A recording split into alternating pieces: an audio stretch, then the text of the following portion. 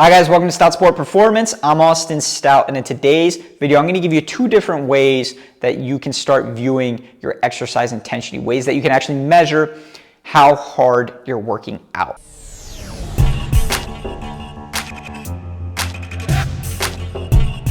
And the first one is the one that we primarily use at Stout Sport Performance, called rating of perceived exertion, or RPE for short. Now this is a 1 to 10 scale. 1 being we could perform about 10 more repetitions of a given exercise as we finish the last repetition in a prescribed set. So this means, for example, if we were to perform 10 repetitions of a barbell back squat as we finish that 10th repetition, if our exercise intensity is a 1, then we should be able to perform at least 10 more repetitions of that given movement. Now, as we work up that scale, the other extreme of RPE, or ratings of perceived exertion, would be a 10. And if we get a 10, what that means is, we go back to our example, we're performing a set of back squats for 10 repetitions. We should have the feeling, if the exercise intensity is 10, that we cannot perform an 11th repetition, or we can't perform 1 more repetition with good technical quality or without failing and literally not being able to complete the exercise. And we can fill in the blanks as we work up and down that scale. The intensity gets lower as we work towards 1, and the intensity gets higher as we work towards 10. So if you work with us, you train with us online, if you see intensity next to a given exercise, you might see these numbers. They're always going to be between 1 and 10, and that's how we're going to measure how hard that set should be for you, especially as we get to that last repetition.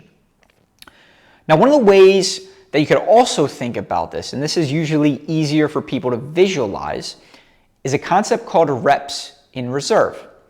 And all this means is, as we get to the last repetition of a given exercise, our reps in reserve should be the number of repetitions that we theoretically could continue to perform until we would fail. We can use this in conjunction with RPE, for example. I'm going to work you through an example how we could do that.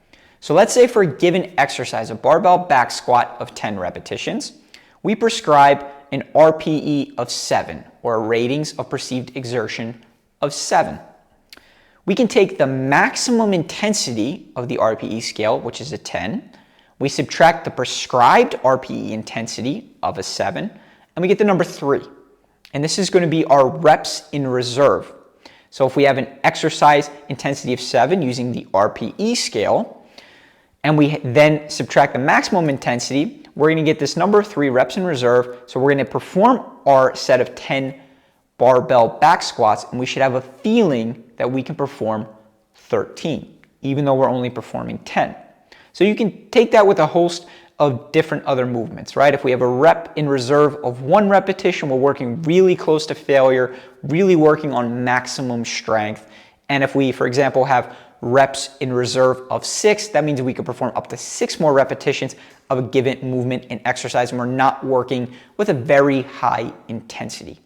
So those are the 2 ways you can view intensity. Again, if you train with us, we use that RPE scale mostly, but you can think about this reps in reserve concept if that's easier for you to visualize. Reps in reserve, the number of repetitions that we should be able to continue to perform until failure of a given exercise, and ratings of perceived exertion, this 1 to 10 scale where we're working from being able to at least be able to perform 10 more repetitions after the end of a given set, or the next repetition is failure for working with that maximum intensity of 10. Thank you guys for watching, and we will see you next time at Stout Sport Performance.